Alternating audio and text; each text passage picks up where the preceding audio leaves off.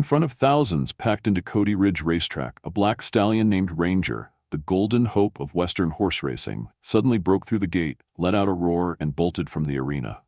Amid the chaos, he stopped before a young, humble girl. No fame, no title, and bowed his head. His owner was stunned. The press called it the wildest reaction in racetrack history. But the truth? It wasn't wild at all, just pain held in too long. The early spring wind whistled through the rotting wooden fences of Cody Ridge Racetrack, carrying the familiar scent of dry soil and horse sweat. This morning, the valley outside Cody, Wyoming, pulsed with the sound of voices, the sharp clatter of iron hooves, and the hurried heartbeat of gamblers. From the tall wooden grandstands overlooking the oval track, investors and bettors chatted excitedly, a buzz with anticipation for the biggest race of the season. Amid the rising fervor, Wesley Carter stood motionless in front of stall number 6, his eyes fixed on the black horse stamping restlessly inside. Ranger, a purebred Mustang, tall, powerfully built, his coat dark as raven feathers, and every ounce of Wesley's hope rested on him. At 38, Wesley was once a famed jockey from Montana. But an accident years ago didn't just steal his silver trophy, it stole his entire career. 6 years later, he became a trainer. And eventually, he gambled everything, from his modest savings to the mortgage on his tiny mountain cabin, to buy Ranger at an auction no one understood. Why would a seasoned trainer get so emotional over a Mustang? Wesley had taken Ranger from a rough, uncut animal to a disciplined champion. 3 race wins, 2 top finishes. But today wasn't just another race. Today was the race. Win, and Wesley might be invited to partner with elite stables. Lose, and he could lose everything.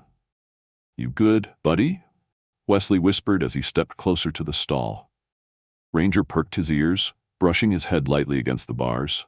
There was something in his deep brown eyes, not fear, but something Wesley couldn't quite name. The loudspeaker called the riders to prepare. Wesley's assistant, Tucker, handed him the reins and clapped his shoulder. "Just like practice, he's ready." Wesley nodded, but the moment he turned, he froze. Ranger had started stomping rapidly, shaking his head, tossing his mane like something was off. It caught the attention of a few passers-by. "What's going on with him?" Tucker asked, frowning. "I don't know," Wesley muttered. "He's never done this before." Ranger's ears stood tall. His eyes locked onto the grandstand. A sharp, agitated whinny cut through the air. Wesley didn't need anyone to tell him. Something was about to happen. Then he saw her. Among the crowd near the west rail, a girl stood. Earth-toned dress, shoulder-length curls, sun-kissed skin. She didn't look like a race fan. No binoculars, no betting slip. Just standing there, arms relaxed, eyes fixed on Ranger. "Wes," Tucker started, but before he could finish, Ranger let out a thunderous scream and reared up. The reins snapped. The stall door burst open. Hooves slammed the concrete like war drums. Shouts erupted. Wesley lunged to block him, but Ranger bolted like a bullet toward the fence. "Stop, Ranger!" Wesley shouted, but it was useless. The horse leapt the railing like it was air, landing in the grass with dirt and gravel flying. The crowd scattered, all eyes turned to where he was heading. The girl hadn't moved. Wesley held his breath. Ranger stopped, just feet from her. No crash, no disaster, just silence, thick and electric. He lowered his head, slowly. The girl lifted her hand and gently touched his muzzle. A gesture as light as wind. Ranger stood still. The grandstands went still. Wesley couldn't believe what he was seeing. Then, in that breathless moment, the girl grabbed Ranger's mane and mounted him in one fluid motion. No one reacted in time. "Hey, get off!" someone yelled. "Where's security?" Wesley shouted. "Wait! Don't chase her!" But it was too late. The girl leaned forward, tapped her heel against Ranger's side. He turned and bolted, past the parking lot, out the Cody Ridge gates, vanishing in a trail of red dust and open mouths. Wesley chased a few steps, heart pounding, sweat cold on his back. Then he stopped, staring at the gate where horse and rider had disappeared. No one spoke. It was as if every sound had been drained from the racetrack. Only heavy breathing remained from those who had witnessed the impossible. Tucker ran up, red-faced. "Wesley, what the hell just happened?" Wesley didn't answer. He pulled out his phone and dialed the police. "Emergency dispatch. How can I help?" "My horse, I think he was taken, but—" he stammered. "He ran off with a girl. I don't know who she is. Please help." "Stay calm, sir." "Was the girl armed?" "No, she just—" just placed her hand on him and he followed. A pause on the line. Then the dispatcher replied per protocol, "We'll send a patrol. Please remain at the scene." Wesley lowered the phone, staring toward the dust-streaked road. Only one question burned through his mind. Who was she? And why did Ranger recognize her? The next morning brought a gentle drizzle. Raindrops streamed across the windshield of Wesley Carter's pickup, forming smeared trails like the scattered thoughts in his head. He sat motionless in the cab, hands resting on the steering wheel, eyes locked on the empty lot outside Cody Police Department. He hadn't slept.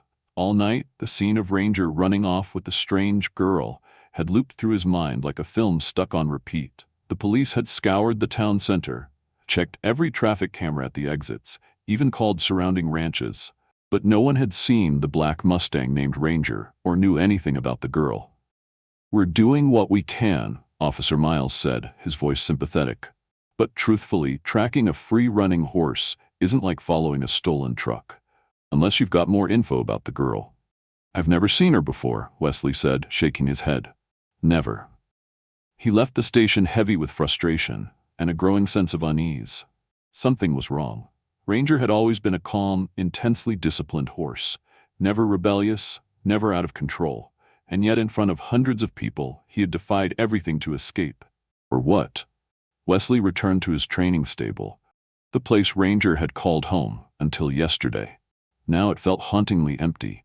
"He's not here," Tucker said, standing beside the open stall, reins still dangling. "And maybe he never really was." Wesley frowned. "What are you talking about?" Tucker, his high school buddy and the first person to help him after the accident, leaned against a worn post. "I've seen hundreds of horses, but Ranger, there was always something different about him. Like he'd lived a whole life before he got to us. You know, I bought him at the spring auction 3 years ago." "I know," Tucker nodded. "But did you ever ask why a horse like that was sold so cheap? A pure Mustang, eyes sharp as a man's, and no one bid high but you." Wesley was silent.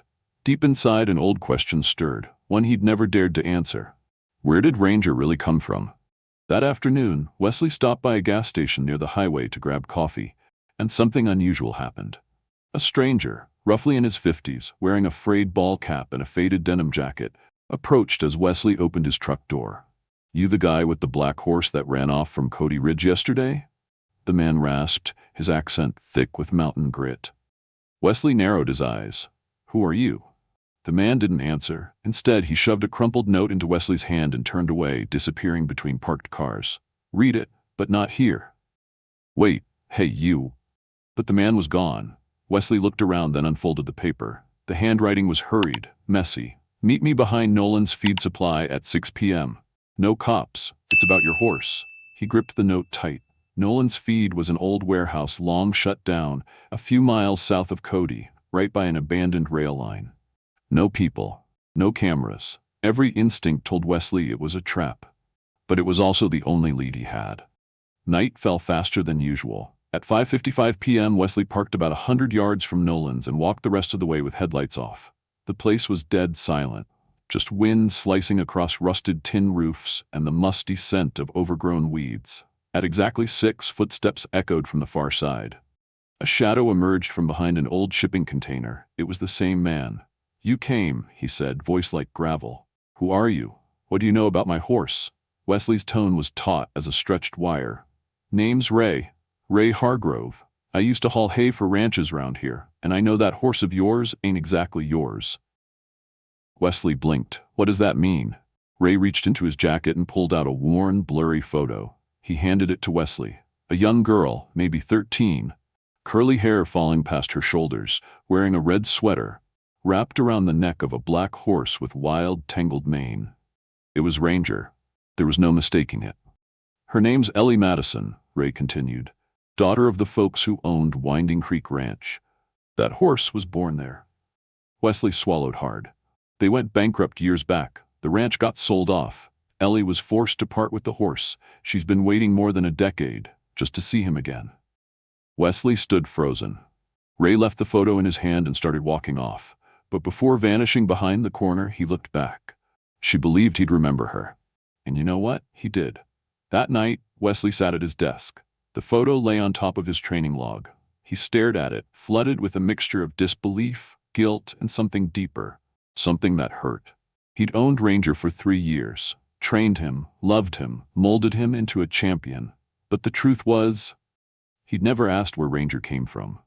Maybe Ellie hadn't stolen a horse. Maybe the horse had chosen to leave.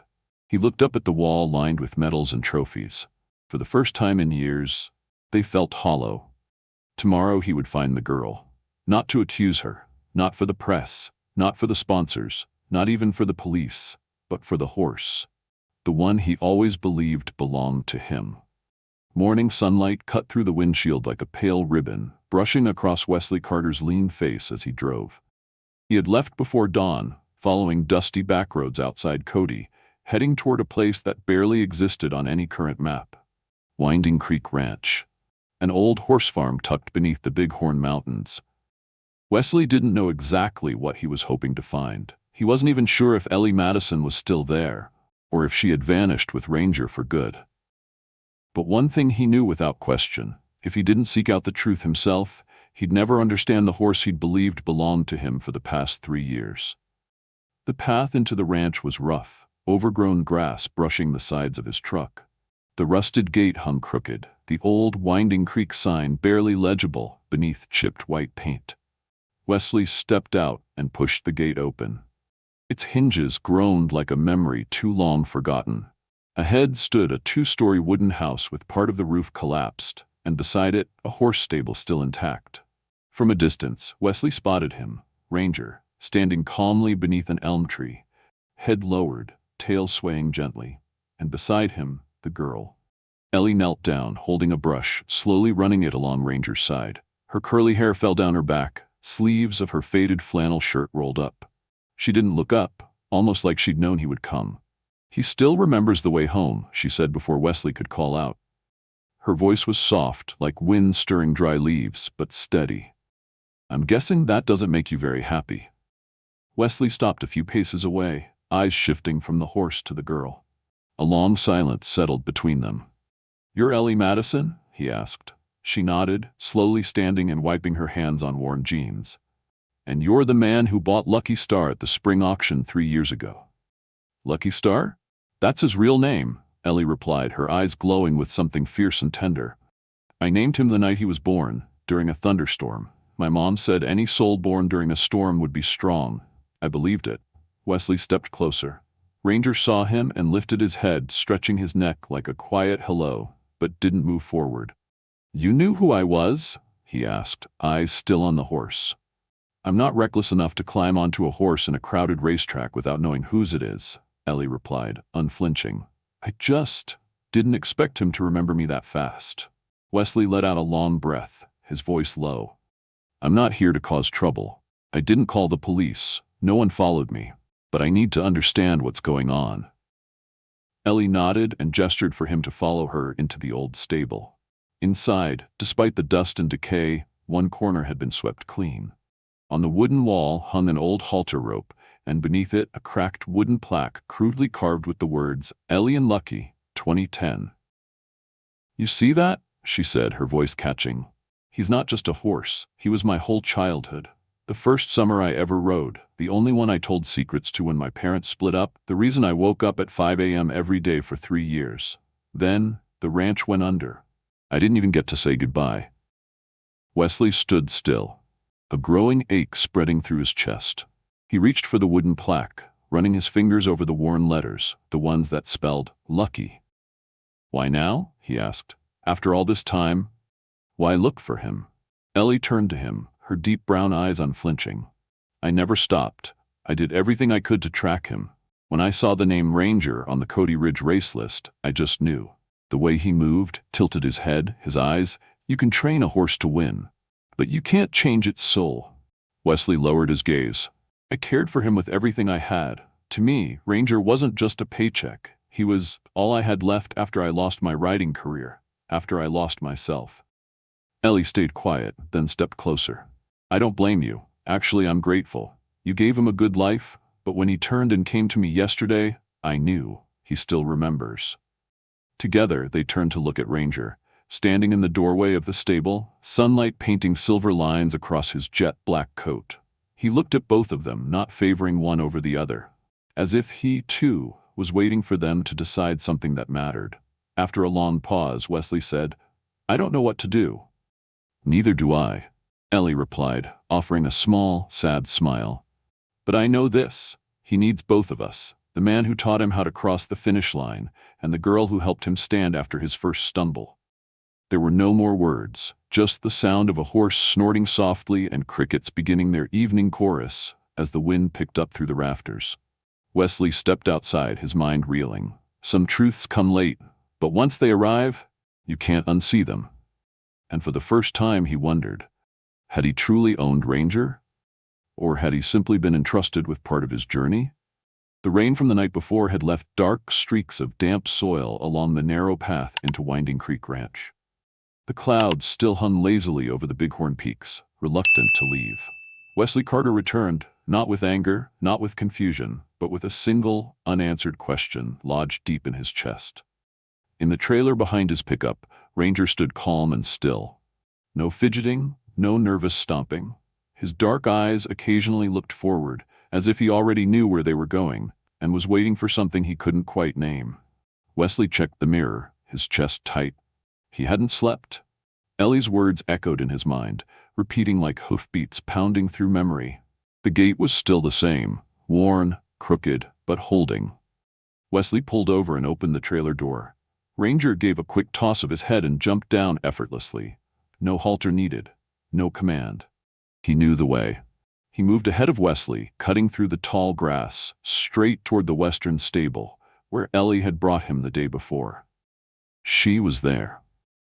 Ellie stood in the doorway, a bucket of hay in hand, her hair tied back loosely. When she looked up and their eyes met, neither said a word.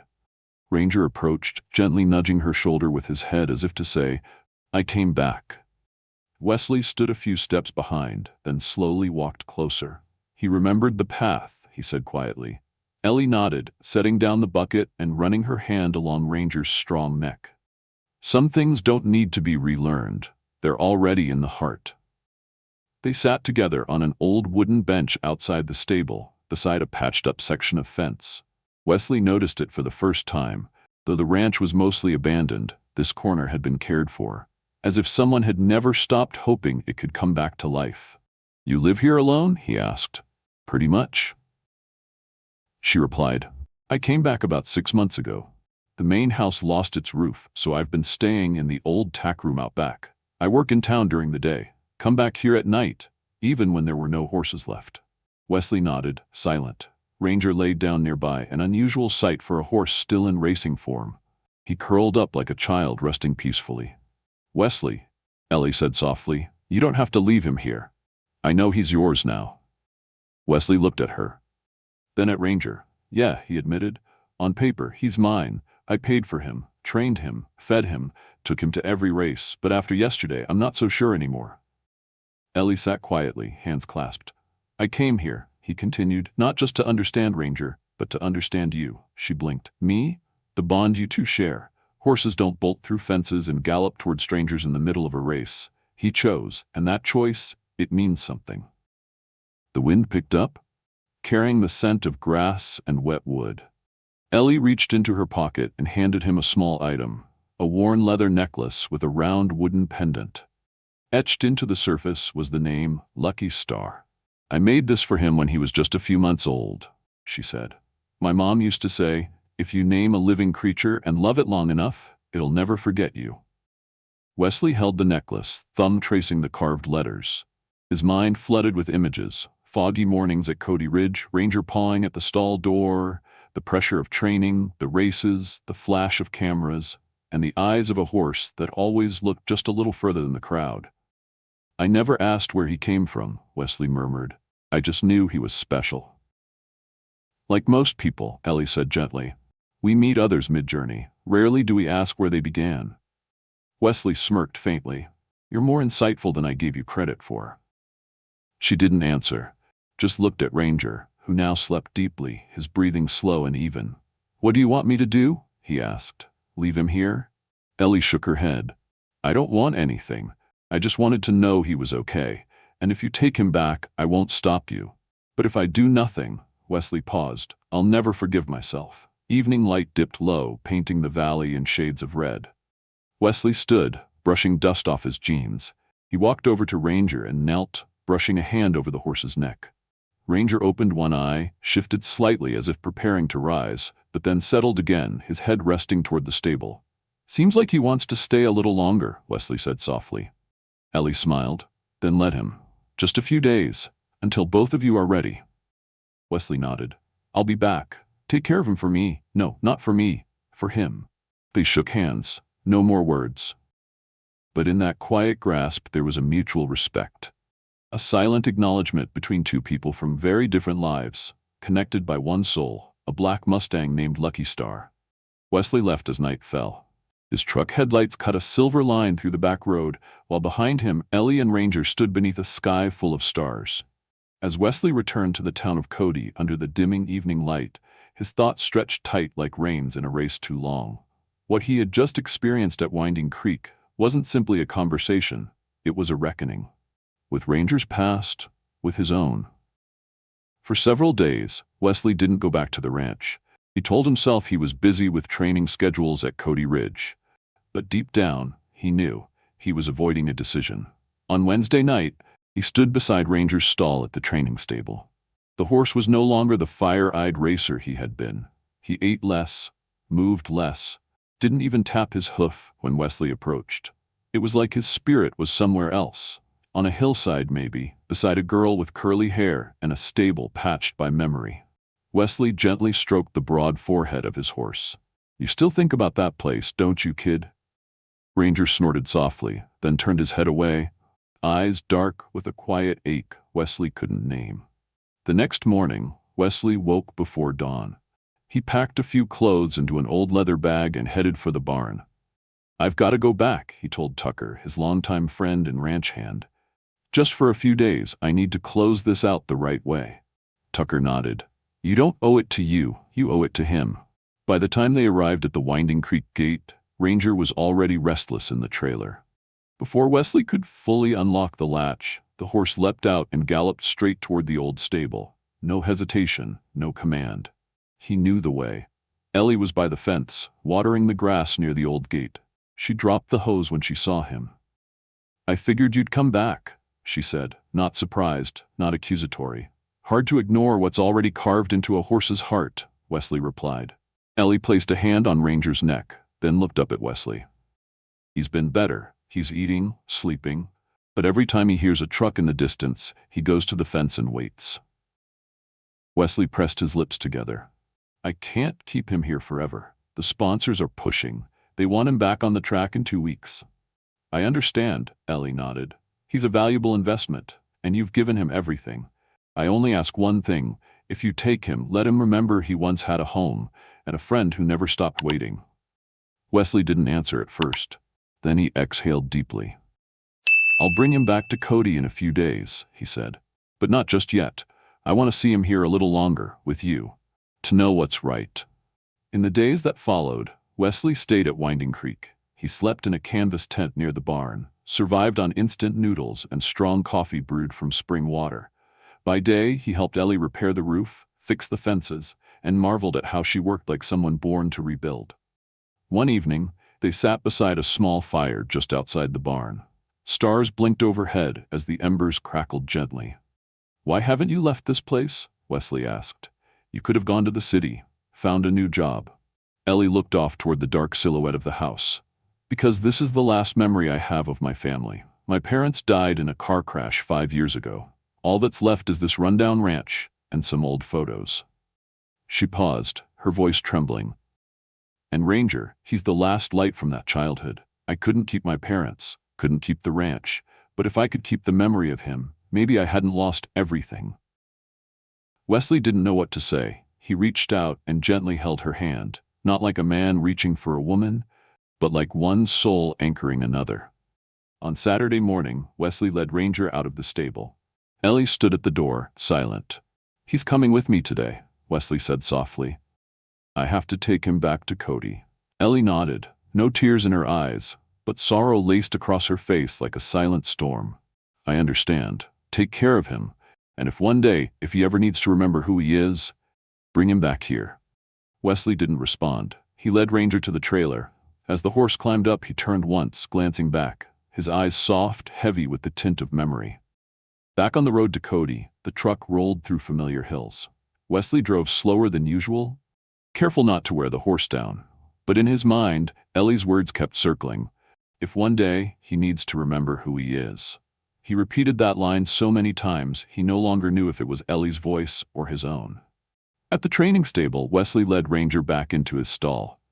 The horse walked normally, ate without fuss, but something had changed. He no longer trained with fire.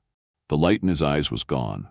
"He's not a warrior anymore," Tucker said after a test run. "He's a soul torn in two." Wesley stood in silence. For the first time in his career, he had no idea what to do. No handbook had ever told him what to do when a horse stopped fighting. Not because he was broken, but because he'd found something more important: home. That night, Wesley entered the stall. Ranger stood still, not even turning his head. "You're tired, huh?" Wesley whispered. "Me too." He reached into his coat and pulled out the leather necklace, Lucky Star. He placed it gently around Ranger's neck, then rested his forehead against the horse's. "I promise, I won't let you forget where you belong." The atmosphere at Cody Ridge after the runaway horse scandal felt like a pressure cooker leaking steam. Whispers floated through the stands, headlines churned in the papers, and Wesley Carter's phone hadn't stopped ringing for days. Every call sounded the same: "You have 2 weeks to prove Ranger is still Cody Ridge's star." Wesley heard the words, but they barely registered. To him, everything outside had become background noise, just static compared to the quiet click of Ranger's hooves in the wooden stall. Since returning, the black Mustang seemed like a soul unspooled from its center.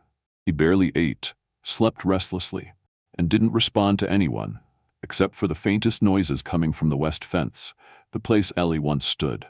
On Monday morning, just past dawn, Wesley stood at the edge of the barn, arms crossed, watching Ranger like a father watches a child he no longer recognizes. "You know," he murmured to no one, "there are some questions even the best trainers can't answer." Just then, Tucker appeared with a steaming mug of coffee. "The press is waiting for you out front," he said, concern lining his voice. "And Ed from Grantham's here too." Wesley scoffed. "What do they expect me to say? That horses have feelings like people do?" "No," Tucker shrugged. "They expect you to say Ranger's still a money machine." The press conference took place under the shaded canopy of Cody Ridge's media deck. Reporters crowded in with recorders, cameras, and notebooks, their eyes hungry for spin. Behind Wesley stood a towering banner, an image of Ranger in mid-gallop from his last championship win, mane flying like a war flag, eyes fierce with fire. "We believe Ranger has been affected by environmental changes and race day stress," Wesley said, voice steady but hollow. "He will not compete this week, but we plan to return in 2 weeks' time." A female reporter cut in, voice sharp. "Rumors say Ranger ran off because he recognized someone in the crowd. Is that true, Coach Carter?" Wesley paused. 1 beat. 2. "No comment," he said flatly, then stepped away from the podium. That night, after the media left and the stables emptied, Wesley sat alone inside Ranger's stall. The only sounds were the low hum of fluorescent lights and the dry rustle of hay beneath his boots. From his coat, he pulled the leather necklace, Lucky Star, and hung it on the post beside the water bucket. Ranger snorted and stepped closer. He stood still for a long moment, then suddenly tapped his hoof 3 times. His eyes flickered with something. No, not instinct. Memory. Wesley swallowed hard. "You do remember." The next day, a handwritten letter arrived at the Cody post office. No return address. Just one line: "I came to visit but couldn't come in. Is he okay?" No signature. But Wesley knew. He drove to the west fence, near the old oak tree and the slope that curved toward the highway. People said they'd seen a girl with curly hair standing there once, just watching the stable from a distance. "Ellie," he whispered, stepping out of the truck. But there was no one. Only Ranger stood within the fence, hooves striking the ground over and over, as if he sensed her shadow. Wesley walked into the stall. "She came. I know you felt it." Ranger dipped his head, then, without warning, snorted hard and circled Wesley. Once, twice, then stopped and stared. "What are you trying to tell me?" Wesley laughed softly, even as his chest tightened. What do you want me to do?" Deep down, he already knew. The horse was choosing his own path. A few days later, Wesley brought Ranger to the track for a private training session. No audience, no trainers, just a quiet morning, dew still clinging to the grass. He brought no whip, no tight reins. Only a gentle hand and a whisper. "You're free now, kid. One more time. Run like you remember." Ranger stood still for a long moment. Then, with a slow nod, as if agreeing, he broke into a gallop. Not fast, not fierce, but fluid, graceful, like a dance with memory itself. Tucker stood by the rails, stunned. "Wes, I've seen hundreds of horses run, but that—" He paused, shaking his head. "That one's flying." Wesley smiled, his eyes damp. "He's flying with his heart." That evening, Wesley called Ellie. "I just wanted to tell you he still remembers you." Silence on the other end. Then Ellie's voice, soft as breath. "I know. Thank you for letting him choose." "And I've made my choice too," Wesley said firmly. "We need to talk. Can you come to Cody? Just for a few days. Stay here with me and Ranger." She didn't answer right away, but then, a gentle sigh. "Yes," she said, "I'll come."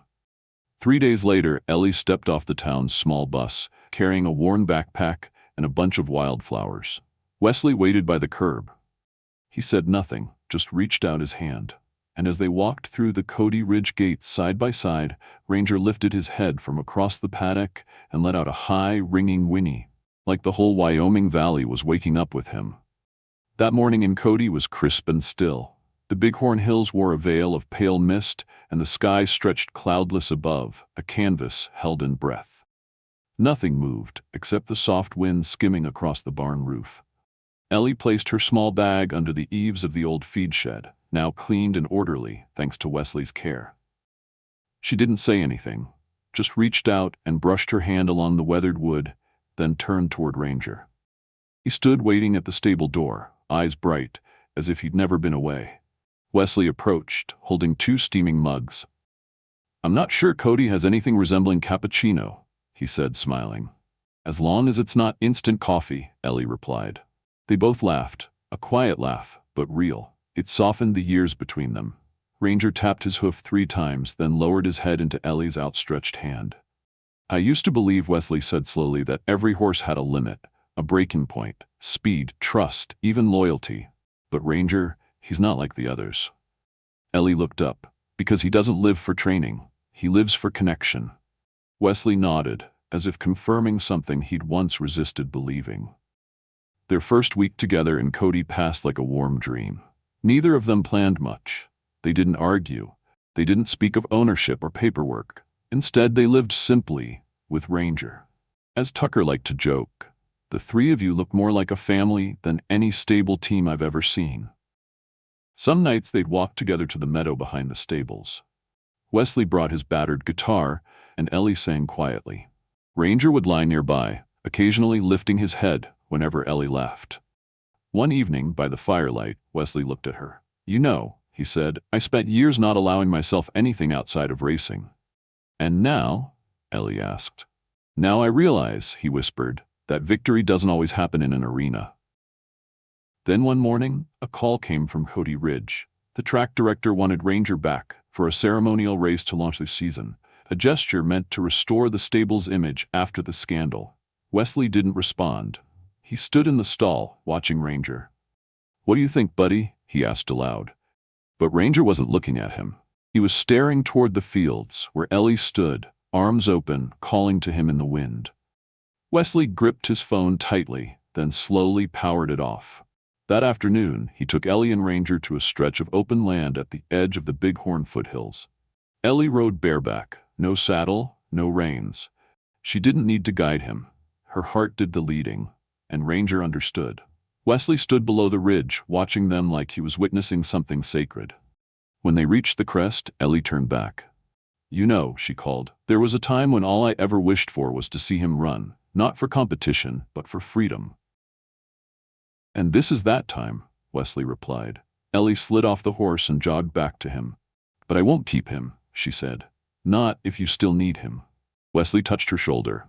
"I used to think I trained him, but maybe I was just someone he loaned part of his journey to." She looked at him, eyes glistening like thawed spring water. "So what happens now?" she whispered. Wesley smiled, then pulled a folded piece of paper from his pocket. It was a draft application for a program he and Tucker had once dreamed of, but never launched. Second Reigns. "I think we start something new," he said. "A place where rescued Mustangs meet kids trying to find their way again. No medals, just healing." Ellie nodded. "I want to be part of it." The next spring, nestled in the Bighorn Valley, a small center opened with a hand-carved sign that read, "Second Reigns, where horses and hearts return home." Ranger became its symbol. He walked beside wounded veterans, frightened children, and girls like the one Ellie once was, who had lost everything except the hope that maybe the horse still remembers me. One day, Ellie sat beside the paddock with a red-haired girl who trembled at the thought of approaching a wild Mustang. "I don't think he likes me," the girl whispered. Ellie smiled. "Maybe he's just waiting for someone to believe first." "Believe in what?" "That true love doesn't disappear," Ellie said. "It just hides, until we're brave enough to call it by name." And out at the far end of the pasture, under the amber sky, Ranger galloped, not for trophies, not for applause, but for something far greater. Freedom. The final breath of a heart that once was lost and had finally found its way home. If you believe that a horse never forgets the one who once loved it, if you've ever been moved by a silent moment of connection between a human and an animal, leave a comment. Something simple, even just a 0 or 1, is enough to let us know you're here with us. And don't forget to subscribe to True Animal Stories so you won't miss the next journey. Stories that will make you smile, shed a tear, and remind you that kindness always finds its way back. We'll see you in the next story.